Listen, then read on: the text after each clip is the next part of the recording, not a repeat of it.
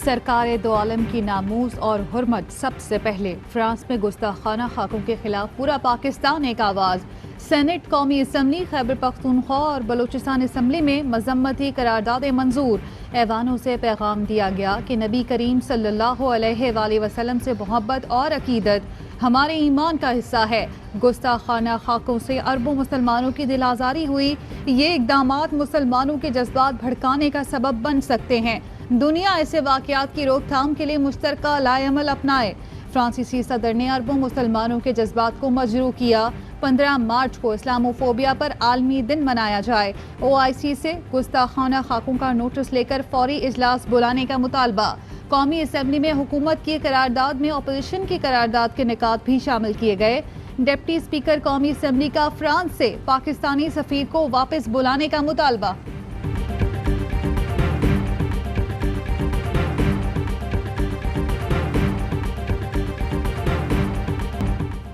पाकिस्तान का फ्रांस में गुस्ताखाना खाकों की अशात और सदर के मुतनाज़ बयान पर शदीद एहतजाज। फ्रांसीसी सफ़ीर की दफ्तर खारजा तलबी।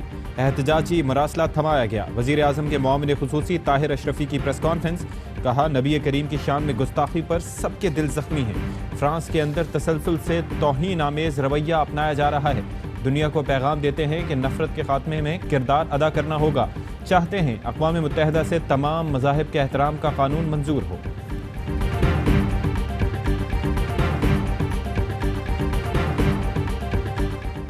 अमन के देश पाकिस्तान में नफरत की आग भड़काने की साजिश नाकाम। कराची में फिरका वराना हम आहंगी का बेमिसाल मुजाहरा। चुप ताज़िए के जुलूस के शुरका के लिए सुन्नियों की मस्जिद के दरवाजे खोल दिए गए। अहले तशी और सुन्नियों ने एक ही मस्जिद में नमाजें अदा की। इलाका मकीनों और मस्जिद के खुद्दाम ने शुरका का खैर मकदम किया और इत्तेहाद बैनुल मुस्लिमीन की अमली तस्वीर बन गए।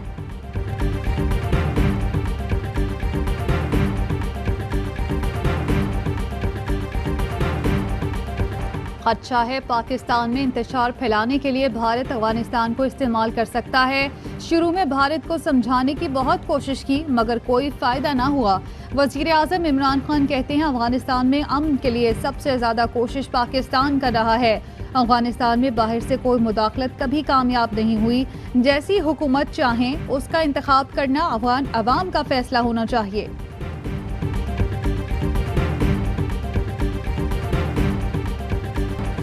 मक्कार और अयार भारत की खित्ते का अमन तबाह करने की एक और घिनौनी साजिश। चीन से सरहदी झड़पों में मुंह की खाने के बाद मोदी सरकार की पड़ोसी ममालिक को धमकियां। भारतीय कौमी सलामती मुशीर अजीत डोवल की भड़कें। कहा, भारतीय मफादात के तहफ़्फ़ुज़ की लड़ाई मुल्क से बाहर भी लड़ेंगे। बैरून मुल्क जंग लड़ने के डॉक्ट्राइन को अजीत डोवल ने न्यू इंडिया बयानिए से जोड़ दिया।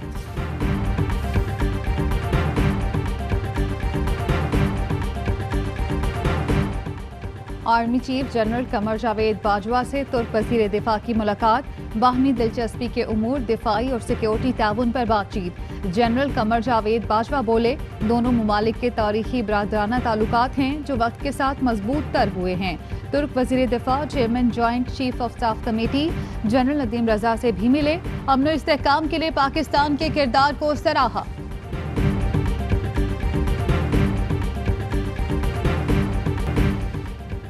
इस्लामाबाद में बैठी हुकूमत अब चंद महीनों की मेहमान है। इस्लामाबाद वाले अस खुद फैसले करते हैं मगर आपकी बात सुनने को तैयार नहीं। बिलावल भुट्टो जरदारी की खरमंग के स्टेज से हुकूमत पर तीर अंदाजी। कहा, तहरीक इंसाफ का हर काम, हर वादा झूठा निकला। मुल्क को मुआशी और सियासी बहरान का शिकार कर दिया। हमें आपको PTI की तब्दीली नहीं तबाही से बचाना है। हम गिलगित बल्तिस्तान के आवाम के हुकूक लेकर देंगे।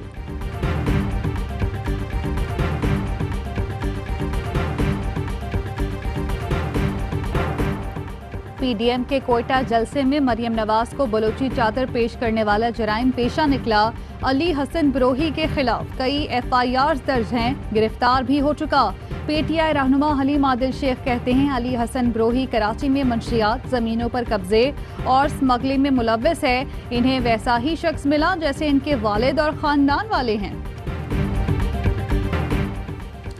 कोयटा में PDM ने फिर मदारीपन दिखाया। बलोच रहनुमा मामा खदीर कहते हैं कि मरियम और बिलावल उस वक्त कहाँ थे जब उनके दौर में बलोचों को लापता किया गया। दोनों ने स्टेज पर दिखावा किया। वफाकी वजीर फैसल वाडा ने कहा कि पाकिस्तान मुखालिफ तकरीर करने वाले नवाज शरीफ के दौर में सबसे ज़्यादा लोग लापता हुए।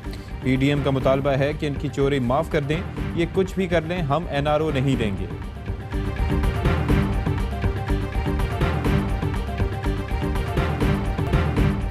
कौमी असम्बली में इंतहाई मुकद्दस मामले पर भी सियासत एजेंडे के तहत हुकूमत को करारदाद मजम्मत पेश करना थी। अपोजिशन ने करारदाद पहले पेश करके क्रेडिट समेटने की कोशिश की, साथ में हुकूमत पर सियासी गोलाबारी भी कर डाली। ख्वाजा आसिफ के स्पीकर की कुर्सी की तरफ इशारा करके गैर पार्लिमानी अल्फाज, डिप्टी स्पीकर पर जानिबदारी का इल्जाम। कहा हुकूमत के पास बहुत कम वक्त है, दिन गिने जा चुके हैं। फैटफ में हुकूमत की वजह से ग्रे लिस्ट से ना निकल सके। सिंध में IG सिंध को भी अगवा कर लिया गया। वजीर खारजा शाह महमूद कुरैशी ने हिसाब चुकता कर दिया। कहते हैं फैटफ ग्रे लिस्ट में नून लीग की वजह से गए, ये लोग इदारों को मुतनाज़े बना रहे हैं।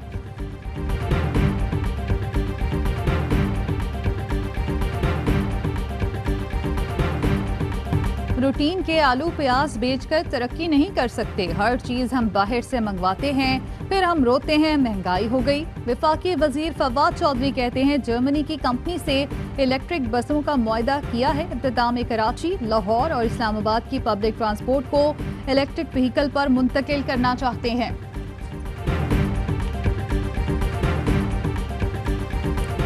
सिंध में शुगर स्कैंडल की मद में 10 अरब की रकम बरामद की गई। जाली अकाउंट्स केस में अब तक 23 अरब रुपए वसूल किए जा चुके हैं।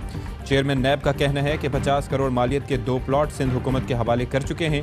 1 अरब की 300 एकड़ अराजी भी सिंध हुकूमत को दी गई। PSO स्कैंडल प्ली बार्गेन की दरख्वास्त अदालत ने मंजूर की।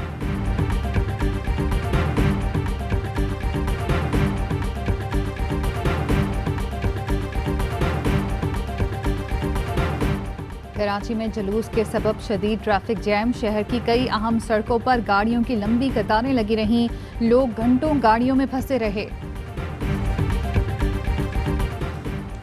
इस्लामाबाद से मिलान तक मिलकर काम करें तो कोरोना वायरस से निपटा जा सकता है। आलमी इदारे सेहत के सरबराह डॉक्टर टेड्रोस कहते हैं हमें लॉकडाउन से बचने के लिए अपना किरदार अदा करना होगा। बच्चों को स्कूल भेज सकते हैं, मईशत और जिंदगी दोबारा बहाल कर सकते हैं। कोरोना कोई सियासी फुटबॉल नहीं, हमें वबा पर सियासत रोकनी होगी।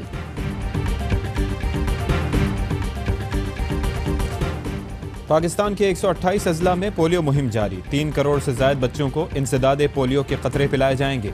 2,10,000 पोलियो वर्कर्स घर घर जाकर बच्चों को पोलियो से बचाव के कतरे पिला रहे हैं। मुल्क भर में जश्न ईद मिलादुन्नबी मनाने की तैयारियां, शहर शहर गली गली चिरागा, फिजा दुरूद सलाम से गूंज उठी। 30 अक्टूबर को मुल्क भर में आम तातील का ऐलान कर दिया गया। और पाकिस्तान में 1 ग्राम सोने की कीमत 9,858 रुपये 65 पैसे हो गई। 1 मिलीग्राम सोना 9 रुपये 85 पैसे का है।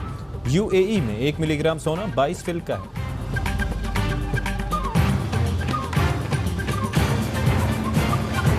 अस्सलामुअलैकुम, आप देख रहे हैं ARY न्यूज़। मैं हूं ज़ारा अंसारी और मैं हूं अशफाक इसहाक सत्ती। हेडलाइंस आप मुलाहिजा कर चुके हैं। एक ब्रेक के बाद होगी खबरों की तफसील।